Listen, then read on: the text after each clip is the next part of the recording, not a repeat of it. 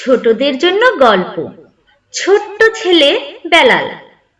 ছোট্ট ছেলে বেলাল একদিন ঘরে বসে খেলছিল। হঠাৎ দেখলো একটি টিকটিকি।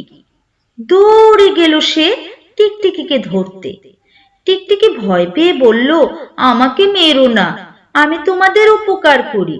আমি মশা খাই, তোমাদেরকে মশার কামড় থেকে বাঁচাই। বেলাল টিকটিকিকে না ধরে দৌড়ে গেল ব্যাঙকে ধরতে। ব্যাঙও ভয় পেয়ে বলল, আমাকে মেরো না, আমি তোমার বন্ধু, আমি পোকা খাই। এভাবে জমির ফসলকে পোকার হাত থেকে বাঁচাই। বেলাল ব্যাঙকে ধরল না, এবার গেল সে কাককে ধরতে। কাক ভয়ে গুটিসুটি হয়ে বলল, আমাকে মেরো না, আমি ময়লা খেয়ে তোমাদের গ্রাম পরিষ্কার রাখি। বেলাল কাককেও ধরল না, সে দৌড়ে গেল চড়ুই পাখিকে ধরতে। চড়ুই পাখি ভয়ে কাঁপতে কাঁপতে বলল, আমাকে মেরো না, আমি তো গাছ থেকে বীজ নিয়ে যাওয়ার সময় তা মাটিতে ফেলি, আর তা থেকে হয় অনেক রকমের গাছ। বেলাল থমকে গেল, সে চড়ুই পাখিকে ধরল না।